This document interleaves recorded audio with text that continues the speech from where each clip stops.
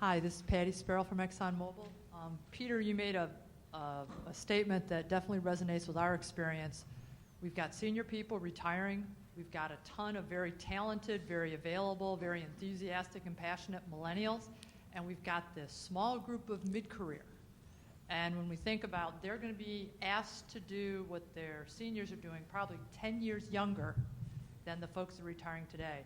I ask you and others on the panel, are you doing anything systematically or trial and error to accelerate the development of your mid-career so what a person who today is 55, tomorrow can be done by a person who's 45? Yeah, as I mentioned, the first step we're doing is holding on to them, right? And that's really, it sounds silly, but we have this whole session around when the headhunter calls, and you're going to be calling our folks, we're going to be calling yours. You want that person to say, no thanks, I'm very happy right here. So how do you do that? And a lot of that became around some of the retention programs and telling people, that they're valuable, and the whole new program that we put in around that. I would say from the standpoint of trying to transfer the knowledge faster, that gets into very specific mentoring, pairing people up with experts, as I think Brooke talked about very much, is trying to what she did with the senior operators. She talked about the technologies we're trying to provide to help with that technology transfer. We also heard about some of the stuff that Yokogawa, for instance, is trying to provide to do that. So I think the automation industry is very in tune with this, and we're trying to give you owner-operators some of the right tools to make that happen quicker. But it's going to be a tough problem because, you can hire people that are intelligent, you can hire people that are educated, but there's no substitute for that 25 years of experience, I believe, of walking around the facility and knowing what it sounds, smells, and hears like when things are going right and when they're not. And that's going to be tough. I mean, we have talked a lot about using data analytics and big data and stuff to identify some of that.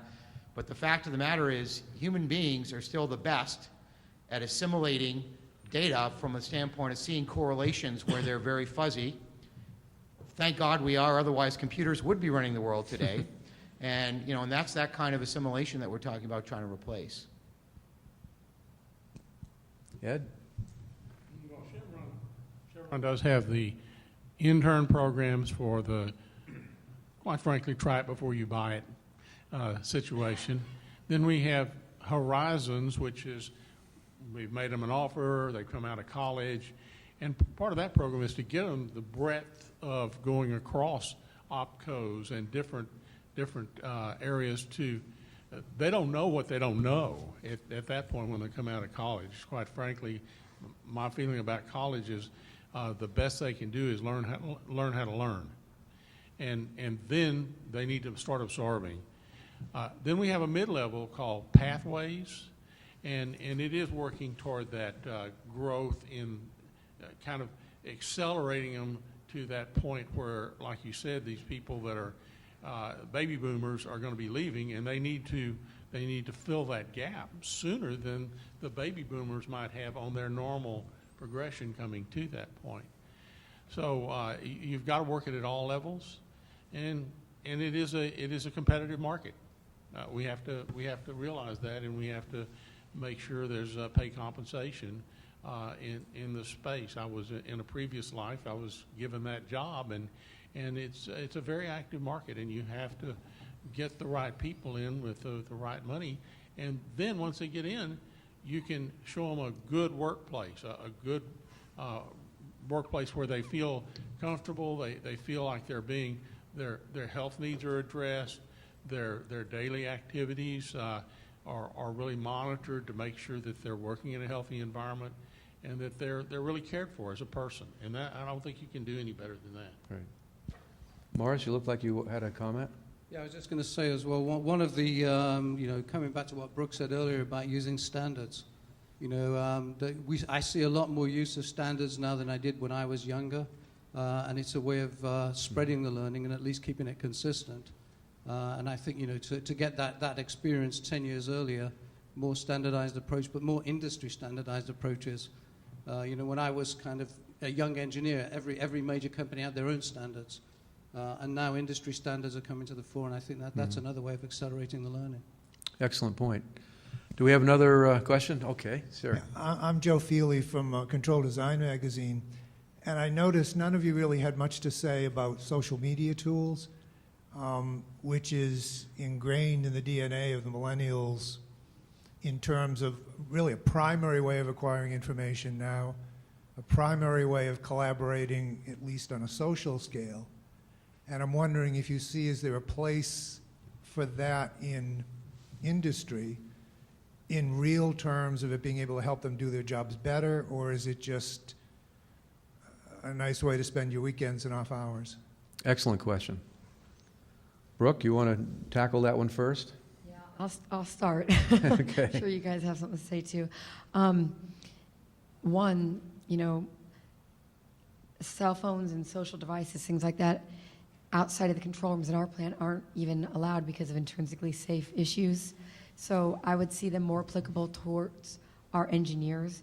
And actually, I've been meeting with a few vendors while I'm here to discuss some of those opportunities, because we are moving forward in our thought processes and being more open now to some of those new concepts. But as far as at the operator level, my perspective, our company would still see that as a distraction at this point, but it would be more for people like the process production engineers, at home, weekends, problems come in and they can monitor it from their devices. But so there's, at least in my company, there are some limitations based on, the operations and intrinsically safe areas of the plant, things like that, that we're not quite full on ready to put that in front of the operators. And with a lot of the other change we have going on right now, I'm guessing we'd easily probably be 3 to 5 years away in my company from moving in that trend. Anyone else comment? Let me before last year we had a presenter, and I can't remember all the details, but they were experimenting with using I'll say it's a Facebook-like, but it was designed for industry. I think it was Yabisu, or I'm sorry, I won't. Who? Sabisu. Thank you. But I don't know how the outcome of that was, but it was designed more for communicating on a broader basis, not just within their employees, but also their whole supply chain, and letting people interact in the way they normally would as human beings, as opposed to some structured hierarchy. Do you have some experience with that? Do you remember that? You remember the presentation? Yeah, I presented with them. I've stayed in close contact. Okay. The guys who's... So you're saying that so you use it as an outgoing message, as opposed to getting all your employees to be on Facebook. It's not that kind of thing. You use it in two ways. One is as an outgoing message to expose the character of and culture of your company, so that people who don't work there know what it's like to work there. And another aspect is sort of deputizing your own employees to act as brand ambassadors on your behalf.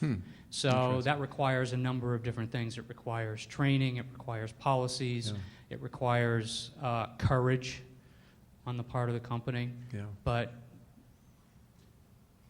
sort of new emerging use of social media for companies to take a look at is employer branding. And I think, again, it's particularly applicable to this conversation in a situation where you've got this aging workforce that needs to be replaced, and a good portion of those replacements are going to come from millennials who, as you said, social media is in their DNA.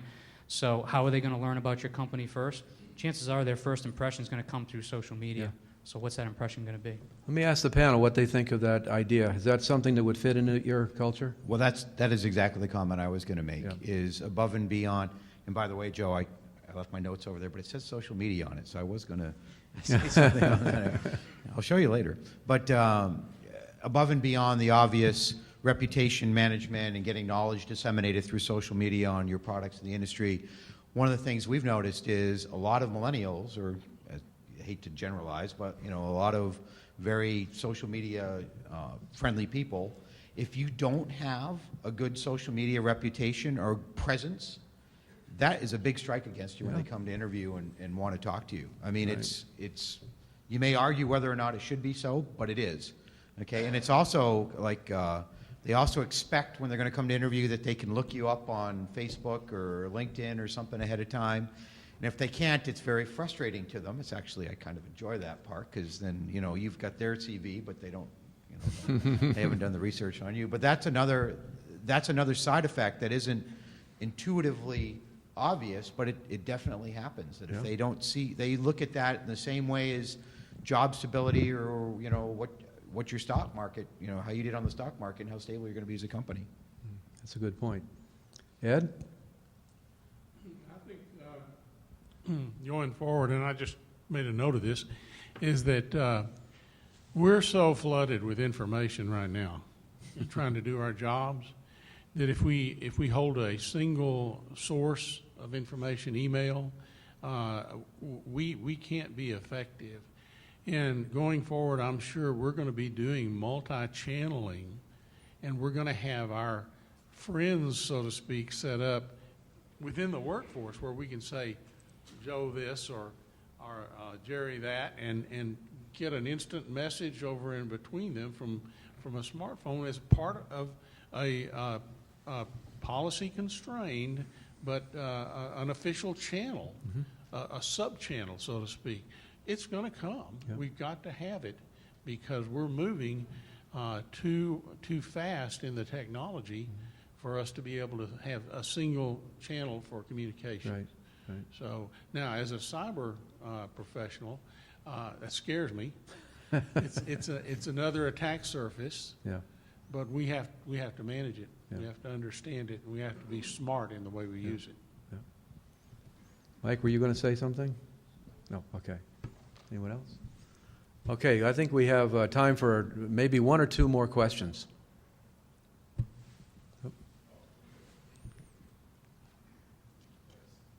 Hi, my name is Paul Paget. I run a small software security company called Savant Protection. This is fascinating to me, because I feel like I lived through what you're going through 10 years ago, before even some of the social media things that we embrace today are there. And I think, Ed, you hit on this just in your last comment, but how do you, if you want to attract the best and the brightest, you have to do all these things at 1,000 miles per hour now, because you're not competing with Google and Facebook in terms of their stock options. It's the work environment. They're the best engineers and the best technology people that I interview will not go to work for a company that doesn't let them do the things that they want to do, that they consider to be part of how they operate. They don't know the difference between responding to a text message in 5 seconds and then going right back to doing their work. It's all part of the same stream of work to them. They don't know that one is separate from the other. They can't separate the two things. And yet they get their job done if you let them do that. Whereas my generation, oh my God, you're doing something that's not work, right? Yeah, so I just thought I'd make the comment, and despite the forward thinking that the forward thinking that you're sharing, I think is tremendous. I think you have to think about how to even go faster. Yeah. And I think some of you have already suggested that. Yeah, good point. Any other questions for the panel? Yeah, Bob Vavra from Plant Engineering Magazine. We're going to come out with our salary survey at the end of the week, which will say that for the 8th year in a row, the #1 issue for plant managers is not being able to find skilled talent. It's not taxes, it's not Washington, it's not China. We can't find enough people to do the job.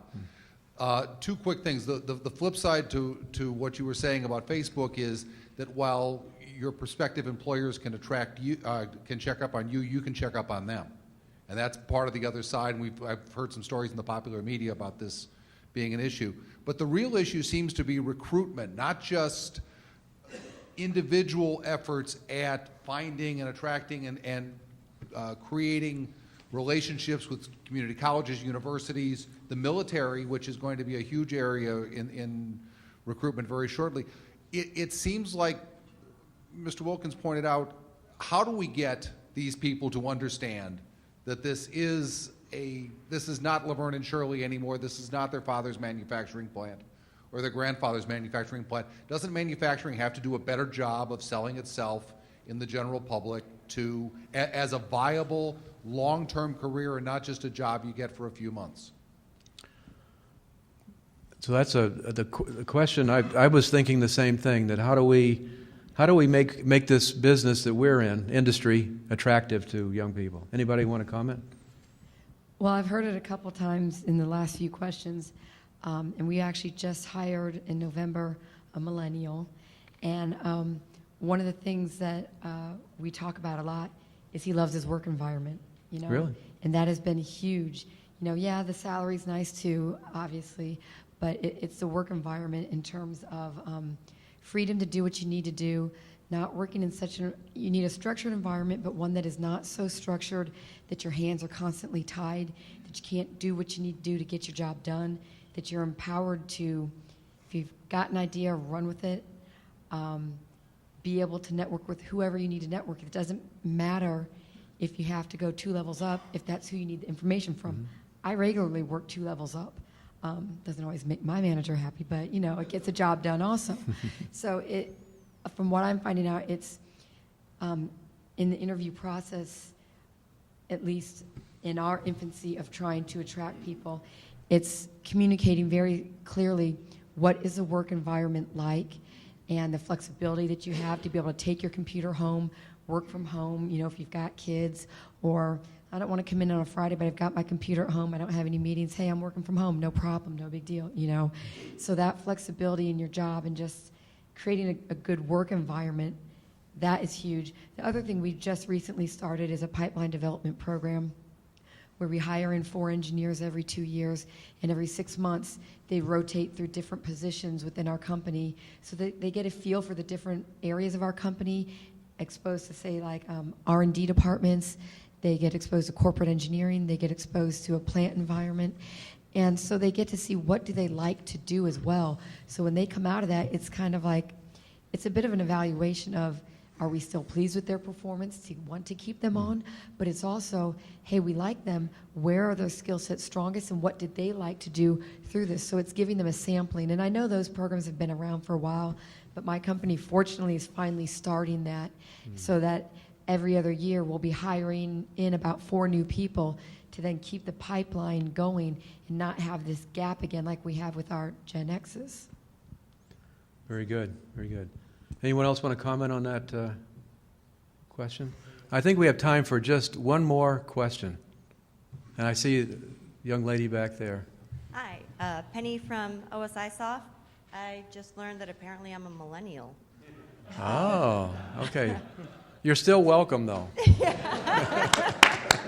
God at least one of you is here. Yeah, so I was, you know, the talk about, well, how do you recruit people? I know one thing that was said to me that was very interesting from an older engineer was, you know, your generation scares us because you don't care about the things that we busted our hinds for, you know.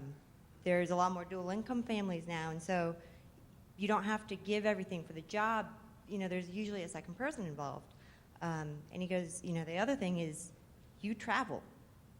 And that's something that seems like it could be an opportunity as more companies become increasingly global, that you kind of want people that are willing to pick up and move, maybe not long term, but at least for a little bit. And so, you know, what kind of thoughts maybe have been going through in terms of using the fact that you've got a more mobile light packing force that's willing to kind of put themselves out there in new scenarios and pick up you know, new connections that may have been more difficult to convince in the past. Mm-hmm. So your point is that there's a lot of options that fit well to the millennials, like having to travel is not necessarily a bad thing. It's it could actually be a good thing. What do you folks think about that, just in terms of being able to offer millennials opportunities to go places around the globe? I know you go around the globe a lot, right? And you're no millennial, I'm sorry. I just feel like one. You look like one. Thank you.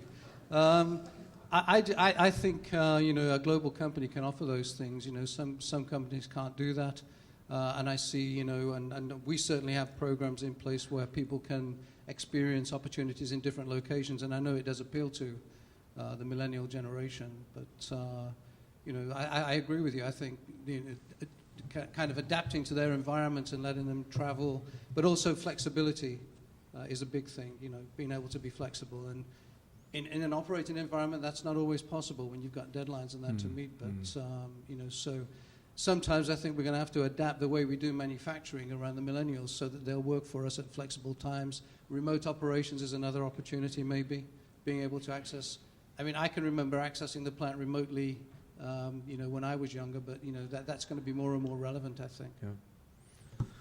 Of course, controlling the cat cracker as you're driving down the highway with a text message is a little frowned upon. By tilting the Tilting the, yeah.